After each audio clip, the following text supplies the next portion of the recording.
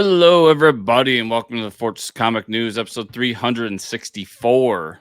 I am one of your hosts, Chris, alongside my co-host, Mike. What's going on, Mike? Hey, not a whole lot. We got a jam-packed show with a big old interview from Mr. Matt Garvey over in the United Kingdom. Love me some Matt Garvey. Yeah, talking about I Took a Hammer to Hell #3 on Kickstarter, and how much he loves to shit on me. So if you love both of those things, This is going to be a fan favorite episode. Yeah, it is, for sure. The episode where Mike has to eat shit. I think my day job has kind of prepared me for that, because customers get pissed off sometimes or don't go about the proper channels when they have an issue. So I kind of have to smile and nod while I get them through that stuff. I'm sure you have to. That's my favorite thing at work, when I just look at people and it's like, that's above my pay grade. So call this number. I mean, all jokes aside, I love Matt. I was a big fan of Voodoo Cowboy. I Took a Hammer to Hell looks something that I would love. I know you read it, so I really like his books, so everybody should go check it out and listen. Yeah, a lot of interesting. I'd say that interview more insight into Kickstarter than ever, I think, from a lot of interviews that we've gotten. More candor too. Yeah, exactly. And like going up front with the cost of books and everything. So, and he has his YouTube channel about making comics, so go check that out. Really great interview. So, yeah. TV, Chris. Jumping right into it, everybody. Yeah, we're jumping right into it. Sorry. Did you have a story? No. Oh, okay. The story is Delicious in Dungeon, episode 14. I watched it this morning. So we're in the dark times of the show. And we get a whole new crew. We switched it up, and we're following the crew that was knocked out earlier in the season, right? Yeah, and kind of their connection to the main crew. And it's been, the last couple episodes have been a lot of lore building to the world. Mm-hmm. So I'll fully admit, not as much fun as like the beginning part of the show, like the first 11, 12 episodes. Yeah, right. But I do appreciate it. I see what they're doing. Yep. I just can't wait to get back to in the dungeon stuff again. But yeah, we killing monsters. We get this. I did like the third crew that shows up in the middle of it when they get the samurai crew. Dude, I was so into that shit. I was like, yes, give me more of them. Yeah, because that kind of, the show has really done like its D&D rules, and then this popped up, and I'm like, damn, that's like a turn away from D&D rules a little bit. So yeah, and it was a cool design. Yeah, I thought that crew was really cool. And it's interesting, they're like giving backstory and origins of the main characters we know from like a different perspective. They're like, no, they're not good people. They suck. Like, so yeah, everybody's a hero of their own story, Mike. Yeah, it's interesting to hear that, like, from these other characters' perspectives. Invincible season 2 episode 8, or as we should call it, every episode where Mark gets the shit beat out of him. I didn't realize it. I think this is a season finale, isn't it? Was it? Oh, I didn't even realize that either. What a great felt like it. It felt like it. The fight and murder of Angstrom, which was crazy. With you know what? Now that you're saying that, between the this was the season finale. Okay, so season finale, everybody, already. I hate that they broke up the season. Yeah, but yeah, the fight with Angstrom, him killing him and then getting stuck in the other, in the other. So the multiverse fight was amazing. I mean, we got Batman, we got The Walking Dead, the Avengers universe. So the Spider-Man one, yeah, that wasn't Spider-Man, right? Do you know the story behind that? I know you're a huge Invincible fan, but a lot of people aren't getting that one. No, I don't know the story behind that one. Okay, interesting, because a lot of big time Invincible fans don't know about this, and it's because it's never been reprinted. There's an issue of Marvel Team Up. I want to say it's issue 14. Okay. And it's Invincible and Spider-Man. And it comes right out from that moment in the comics during that fight. He pops into another universe, and then they did a Marvel Team Up issue of Invincible in the Marvel universe. I had no idea they did that, Chris. With Robert Kirkman and Cory Walker doing the book. Holy shit. I had no idea. Yeah. How did that even happen? How did they, like, that'll never happen again. That's back in the day when things were starting to heat up for those books. Kirkman was still working at Marvel. Yep. So he was still like a name over there. So, and Marvel was still open to doing fun things, unlike now. Yeah, now they just make money. That's wild, dude. I'm gonna have to go back and look at it. I'm sure the issue's really expensive now. Yeah, like a pristine copy is like $200-$300. Yeah, damn. The episode is crazy. The fighting with Angstrom, he kills him. We see him and Adam Eve getting together. Hopefully, we see the spark of that. Which everybody, if you're fans of the comic, I know I was sitting there like, come on, it's gonna happen. So we'll see that in season 3. The other stuff with with his dad and Alan being trapped on the Viltrumite ship was really cool. Alan, getting captured and wanting to help him because him Mark's dad and Omni-Man and Alan aren't like friends, so you see that whole interaction. And Omni-Man is still kind of respected by the people that have him captured, but I'm wondering what his execution is going to be. Do you think they're going to have him like fight Battle Beast or something like that? I think he's going to get broken out before that happens. Yeah, because they say, "Oh, we need to prep you make sure you're worthy of execution." I'm like, he's going to have to fight something. I think Battle Beast is the plan. Yeah, like they're definitely setting up Battle Beast, but I do think the next season, because it seems like Omni-Man is like accepted that he's going to be executed. Yeah, and now he's kind of at the point where he's realizing how bad he fucked up. Yeah, and Alan kind of brought that out of him. He's like, I miss my wife. I miss my son. Next season's the Viltrumite War. It's got to be. Yeah, season 3 is the redemption for Omni-Man. And you even see Mark like fully committing to being a superhero, doesn't want to go to school now. So a lot of things happening for season 3. Loved this episode. I think this show altogether hasn't had a bad episode. No, it was a great episode. Yeah. I can't wait for season 3 now. I'm like, damn, we only got 4 episodes. Come on. Yeah, please. I was mad it took so long to get to season 2, but even if it takes longer, just release it all at once, please. Please, Kirkman. Please, Kirkman. Figure it out. Because I'm with you. I realized it was over, and I'm like, really? Yeah, I know. It didn't feel like split up a 16 episode season, not a 8 episode season. I know. X-Men 97 episode 4. I still got to catch up on that, but what did you think? This episode was okay. Basically, it's the premise is that Jubilee gets sucked into this video game world. Where it's the X-Men video game from like the 90s. That's interesting. And it's all controlled by Mojo. So it's part of the Mojoverse. Oh, so they did Mojo, huh? Yeah, so that's really the episode, man. Like it's her 18th birthday. She's not happy because Magneto's a dick. So these are like one-off episodes, I guess. They're not like overarching, really. There is an overarching thing, but episodes do feel one-shot-y. The first 2 were more connected. The third one did connect to what happened at the end of the second episode. But yeah, you could watch all these pretty much one and done. Like it's meant to feel like the old cartoon where you never know when someone's going to pop in. That's cool. Yeah, but it was good. But after like how good the last episode was, it was kind of a bummer, to be honest with you. Yeah, that sucks. But I do like Jubilee. I mean, fun character. Yeah, I think that going into a video game is kind of a cool idea. Yeah, and the video game console she went into was a Montendo. That's awesome. Yeah. Movie news: Deadline is reporting that DC Films is in talk with director Craig Gillespie to direct Supergirl: Woman of Tomorrow. Gillespie is best known for directing the Cruella movie. So a little bit of a I'll gonna be the first to say, Chris, I didn't watch Cruella. I didn't either. But I believe it was a popular hit. Pretty big character movie.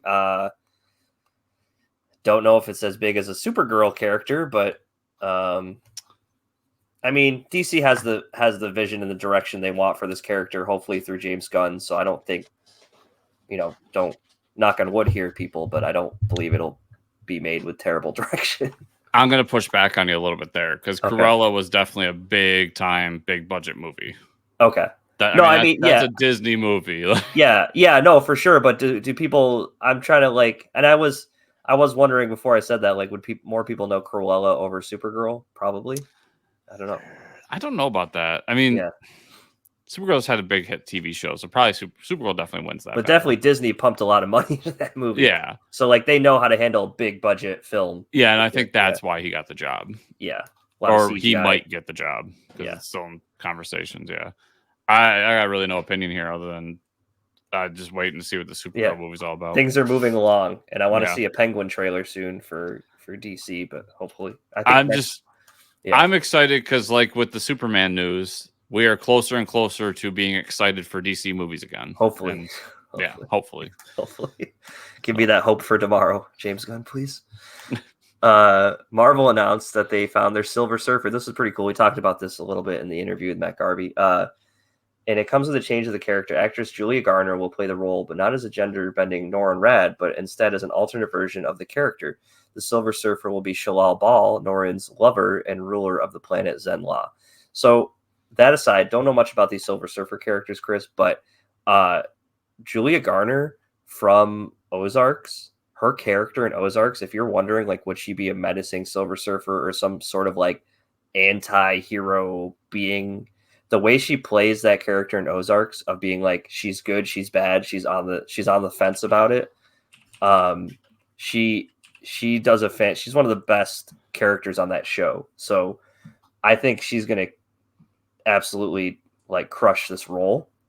But other than that, I really have no input on what type, who the character is or what Silver Surfer is, if you do. But I mean, she's been in a ton of stuff, including Sin City. I know she's a great actress. Yeah. I mean, I guess Silver Surfer has to be a little menacing at first, but I always think of later Silver Surfer when he's a hero. Not really a menacing figure, but no. And I thought when it was announced, I was kind of bummed that we're going to do the gender bending thing. Mm-hmm. And when I get bummed about that, it's because I feel like when we do this, it's lazy more than trying to be diverse. Right. And in this case, I saw it on Twitter and I was like, oh, that kind of sucks. I would have liked to see Norrin Radd. Right. Proper. And then I started reading about it and I was like, oh, they have an alternate universe Silver Surfer, idea. They have something different to do. I think that's cool. And that really got me excited because I'm to kind of do a what if story with this. Right. If you will. Yeah. I'm down. I'll give it a shot. And why wouldn't you? Why would you not? You could. It's the comic book science and comic book multiverse. You could do shit like that with characters. You don't have to just flip them like you said. Yeah, I don't need my movie adaptations to be one for one because they never are. Right. Yeah.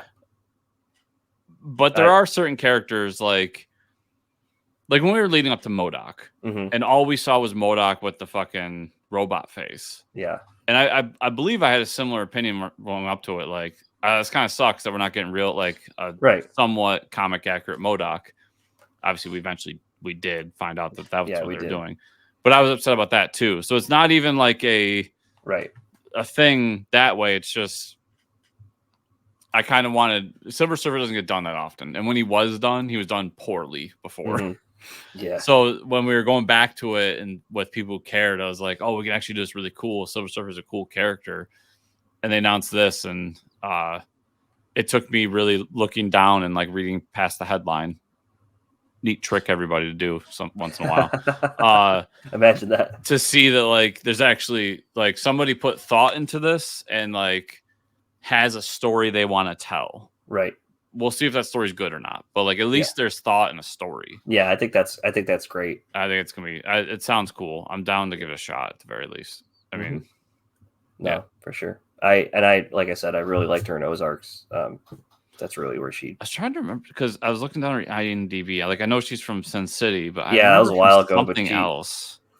She really, I think she really got people's attention in Ozarks because her character goes from this poor family that's doing like petty crime to being like making a name for herself. It's awesome.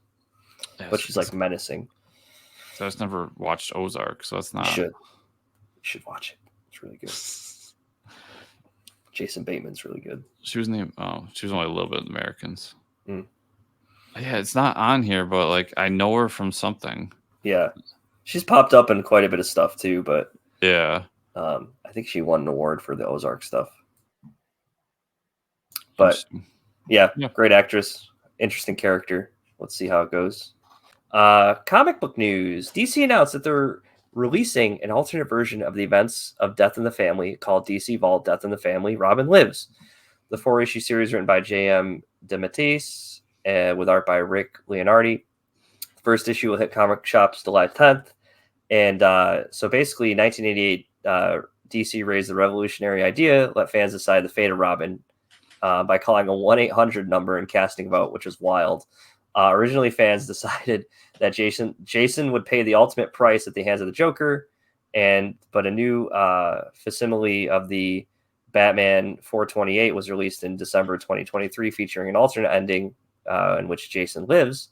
Now, for the first time, readers will witness his plans for revenge against the clown Prince of Crime. So yeah, we did that alternate issue earlier in the year, and now we're doing this full. They got a Mike Mignola cover, pretty cool. Yeah, so there's the covers there. I think that's interesting to do a little series, but for those that are around, I'm sure. Yeah. I mean, I never cared for Death in the Family. I don't care for it that much either, to be honest. I've read it. It's fine. I guess hot take, like Jason Todd could have stayed dead. Not my favorite Robin, Chris. I'm not a huge Robin fan to begin with, and not my favorite.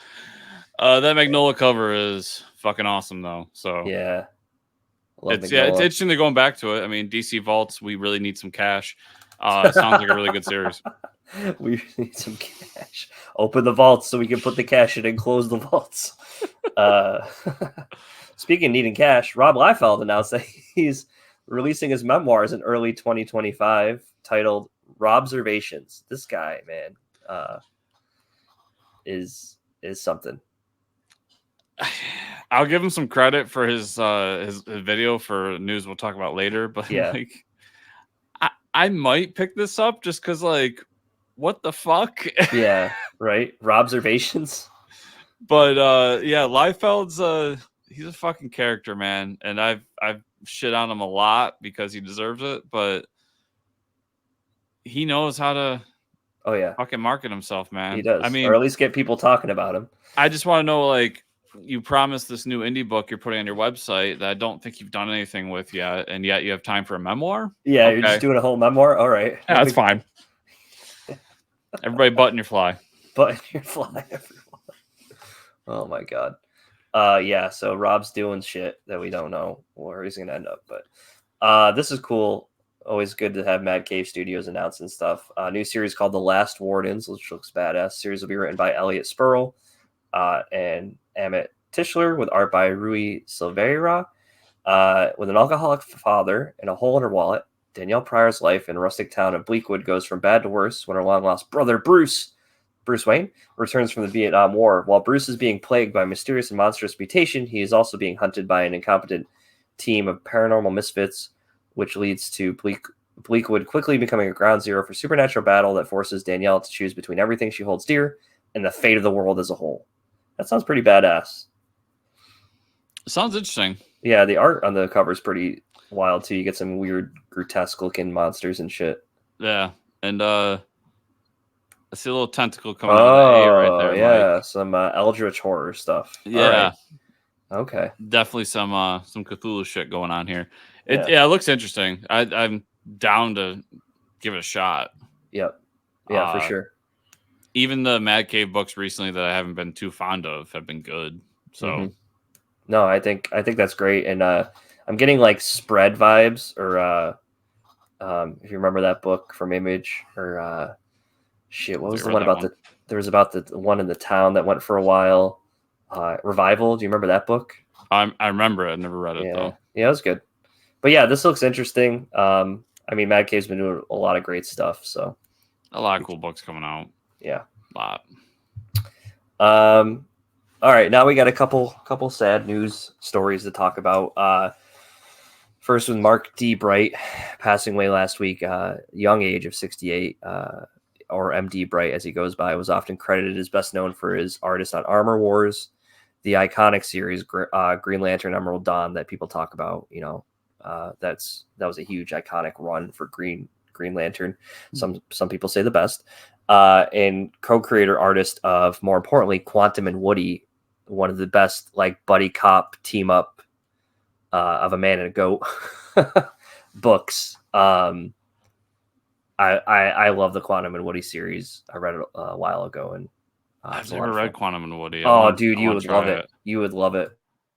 Yeah, it's so great and over the top. But yeah, very sad news about Mark. But again, that legacy you leave behind, we're fortunate that we got to have those stories and the art from him. So yeah, some great art. He's been on some big books on every publisher you can think of at that time. Like, to have Armor Wars and Emerald Dawn in your pocket, like, that's pretty cool. Yeah. And then Quantum and Woody. Reading that, I'm like, damn, I want to go back and read some of that stuff, because those were some of the most fun comics I read when I was getting back into comics, was Quantum and Woody. So rest in peace, man. It's like you said, way too young. Unfortunately, the next one's even younger, but I know he's got a ton of great books for us to all check out and remember him by. I will definitely pick up Quantum Woody in the near future. Yeah. Another sad news: Ed Piskor passed away at the young age of 41 from suicide. Very sad. Ed Piskor, known from his series Hip Hop Family Tree, is a really popular X-Men Grand Design, as well as a popular YouTube series cartoonist Kayfabe. Really sad to hear that, especially by suicide. If there's always it's tough when people don't reach out and talk about the mental health enough. I know it's still kind of a taboo thing in society where people don't express how they're feelings or reach out to others. It's really sad to see that. Yeah, it's also, Ed's been going through quite a controversy the past couple of weeks. It seems like he's made some mistakes and was getting called out for them. I really do question, like, I think I don't like internet mobs, Mike. Me either. Keyboard warriors, Chris? Yeah. And what he did, I'm not going to excuse, because, like, if some of it's true, because there's still a lot of circumstantial evidence around all of this, so people claiming that they know 100% he did it, you're full of fucking shit. I'm sorry, this one really pissed me off this week. Yeah. And assuming he did it, like, what he's accused of, like, can we really just have a real conversation with, like, how terrible was it really? Like, there's a victim there, and that person should be allowed to speak, and we should try to help her. But I don't know. There's Cosby, right? And then there's what Ed did. Yeah. And, like, we treated it the same. And that led to this man who was obviously not mentally stable to begin with, to take his life over this. Because he lost his career. He lost a huge contract that people were trying to poo-poo is not a big deal. I don't know about you, Mike, but $100,000 contract would change my fucking life. It would change my life too, Chris. Yeah, for sure. And lost comics kayfabe and all this other stuff. And just to see people dancing on his grave because he made a mistake. Like, I don't know. I've been down that path, everybody, and it fucking sucks. Yeah. And I'm glad I made it through. Ed didn't. If you're dancing on his grave, I don't want you on my content. Fuck off. Yeah. I fucking hate you. If you are thinking about killing yourself, please call a suicide hotline. Please. It's not worth it. Reach out. Call. Yeah. We lost a great comic creator and somebody that loved comics this week. Yeah, that's really sad to see that. And I mean, I think far too often we see all that keyboard warrior bullshit. And there's a place for it. And and Cosby was a place for it. Yeah. And it's funny because, like, you see more people speaking out about, like, against it. Not to out myself here, but I have watched the latest season of The Bachelor, Chris, with my significant other. And they even came out and said on like the live season finale, one of the girls that was part of the bottom 3, she was of Asian origin. So she said the amount of hate, and like she didn't even win, but like the amount of hate and like people telling her to die and that she doesn't deserve to be on the show just because she was Asian. And for I think for a very popular show like Bachelor to like actually out that and be like, listen, this is really fucked up. Mm-hmm. Like, I'm sure they'll lose viewers over it, but they've taken the stance of like, if you're that type of person, we don't want you in that content anyways. And that's how we feel about this is like, there's no place for that hate, and to try to like, you know, get somebody to do that type of thing or like celebrate it is really fucked up. I remember the woman that was in Star Wars that got all that hate. Oh yeah. Right. And listen, her character sucked, but like she didn't deserve to get that hate. Right. Like, just we've said it 1,000 times. I'm gonna keep saying it, but be fucking better. Like if you're dancing on someone's graves, go see a fucking therapist because you're fucked in the head. Yeah, because you have issues as well. You're not happy with yourself for sure. And to those that like supported them and like said the right things, I'll throw it out there. Rob Liefeld being #1 on that list. Yeah. I saw Mike Allred saying good things. I'm glad there's still some people. To be honest, a majority of the professionals in this industry said the right thing. Mm-hmm. I'm glad to know that those people are still human and still know that like there's a redemption arc for people and that people should be allowed to continue to live. Mm-hmm. One mistake shouldn't ruin their entire lives. So agreed. Very sad that. But rest in peace, Ed. Like, rest in peace. Yeah. With that, let's talk about the comics we read this week, Chris. All right, I got a few. From last week I read Superman 12, Williamson, Baldion. So we really wrap up the whole graft villain arc with Luthor and Superman finally, you know, working together. Luthor making that decision, like, listen, if you're truly a good person, you're going to stop serving yourself and actually start saving the civilians in this fight. And then we wrap up because I'm just excited to move forward to get to the Brainiac storyline. Yeah. So we see Brainiac is kind of pulling the strings behind, and then Lobo randomly shows up because we have to make him popular again. So he's just like, the main man's back. I was like, okay, this is random. It's going to be a side story. I guess excited for Momoa to take over that role. Yeah, for Momoa to be Lobo. So I mean, the Superman series has been really good from Williamson, though, for sure. Yeah, I'm looking forward to this big crossover with Brainiac. Shazam #10 was a wild issue this week. Josie Campbell and Lou Pacino on the art. Sounds like Josie came in just for this issue, maybe, and Mark Waid might come back. No, Josie's taking over. Yep. Okay. Well, I still enjoyed it a lot, Chris. I thought it was a lot of tongue-in-cheek humor, a lot of fun. It was maybe a little more fun than the Mark Waid version, I would say. Interesting. I would say I saw more like, I don't know, like Mark Waid's side was fun, but it still was like rooted in something. This, I guess, it still deals with like the Zeus, you know, messing up the house, making all these portals for the other gods. So we still are tied to that story. And then we get this fight with this monster that comes between these portals. They attack, and it looks like something's going on after like the family gets in their new house. They're established, but it looks like something's going on with Shazam where he's like evil at the end. So we don't really know what's going on there. Yeah, I didn't get to it, but it was on like my top 5 for this week, and I was looking it up, and she's for the foreseeable future, she is the writer. Yeah. Oh, okay. Cool. Which I love Shazam. Like, I'll try any Shazam book. Like, Rob Liefeld could draw Shazam. I don't know why I'm picking on Rob this week. Sorry, Rob. But and I will check out a Shazam book. So it doesn't turn me off. It was a little bit of a bummer to see Mark off of it, but I was still excited. She put the right character on the cover, and she chose it too. Yeah. Yeah, right. She chose. I saw the dinosaur there, so as long as we have the dinosaur on the cover, we'll read it. Batman 146. You know, Zdarsky, Jimenez. It's just fail safe going around with Robin arresting all the criminals. And we see what's his name gets out of the prison. Oh my god, I can't think of his name. He was like the whole commissioner at one point.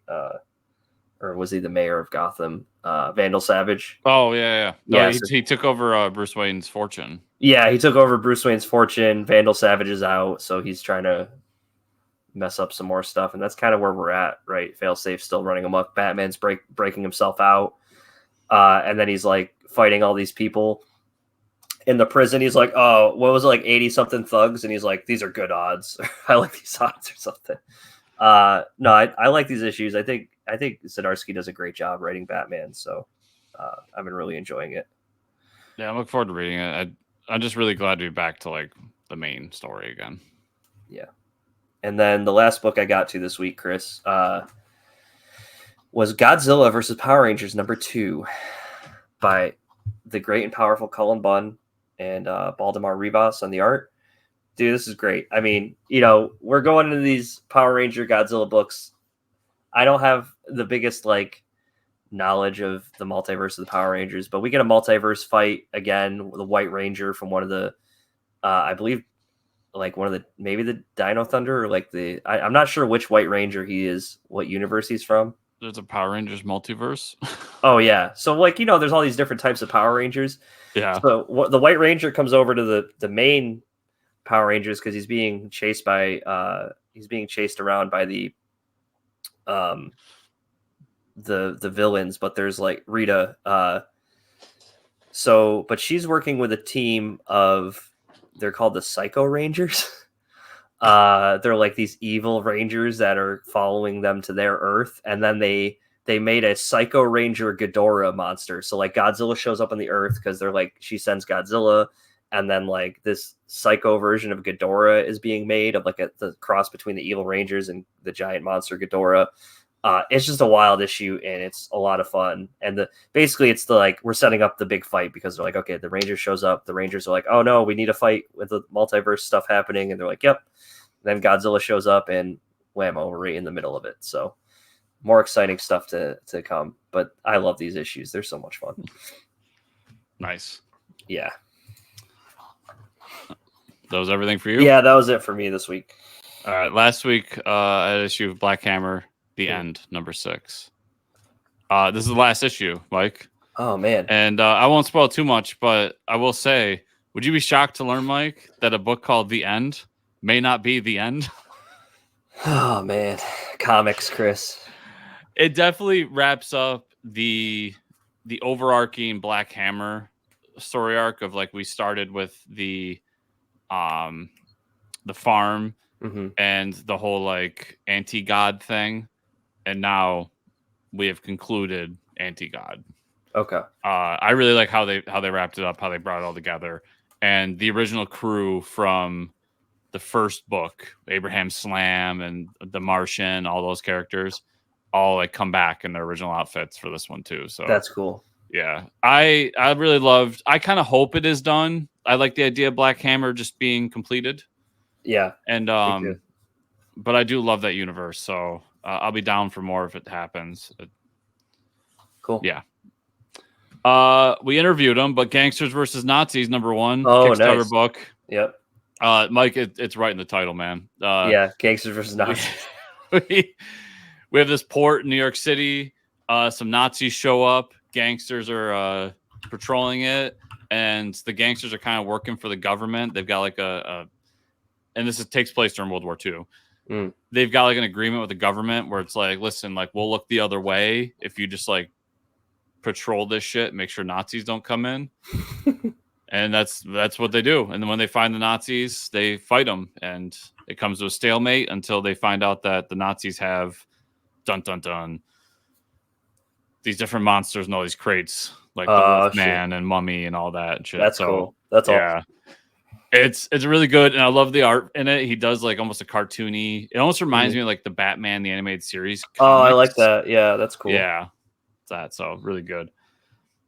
So my 3 from this week are all go together, so we'll do those later. But my 3 review books, one that came out this week. You can find all these reviews on my Substack. But Principles of Necromancy, #1.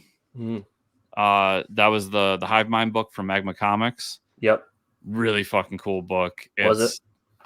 Basically this wandering necromancer called Dr. Eyes.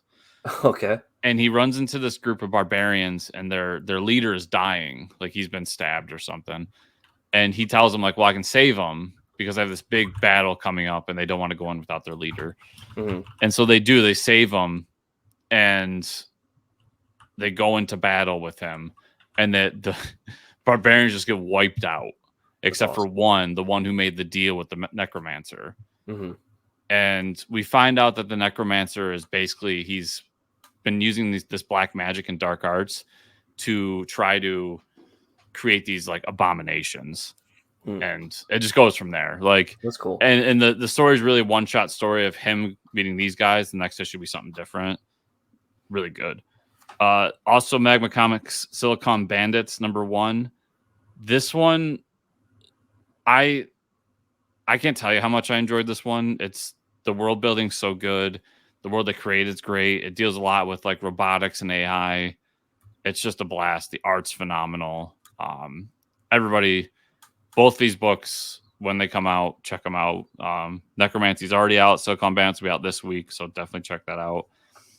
Also coming out this week is Deadweights #1 from Ahoy. Oh, nice. And this was a lot of fun. Yeah. It literally is like these two guys who are part of a supervillain team. They lose the fight with the big superhero team, and they're just like, fuck it, like we're not doing this anymore.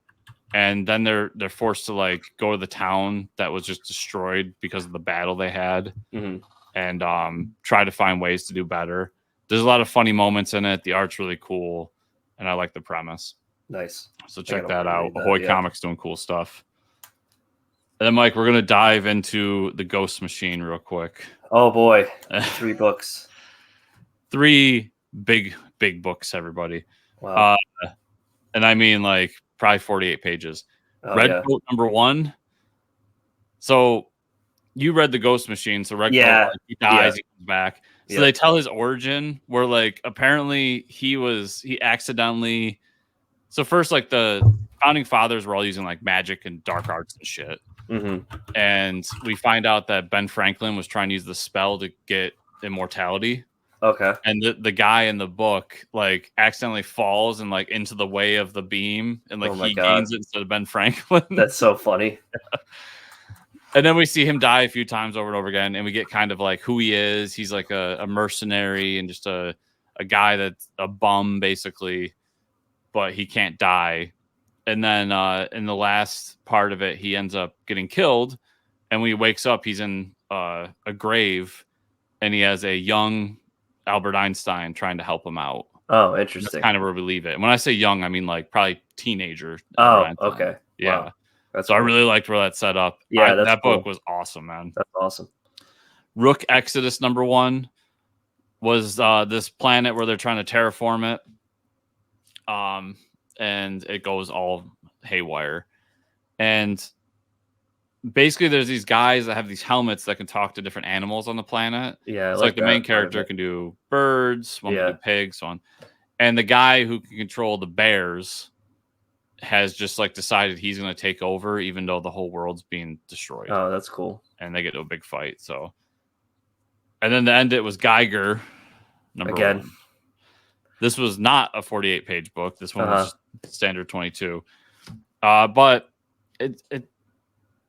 I see why they did that interstitial book now, the 2-issue one. Yeah. Because that guy that we meet in there, he plays a role in this. Okay. And so now we don't have to tell that story anymore. Yeah, that makes sense. So basically, the short version is like him and Geiger are going to team up because there's the story of another guy like Geiger out there. Okay.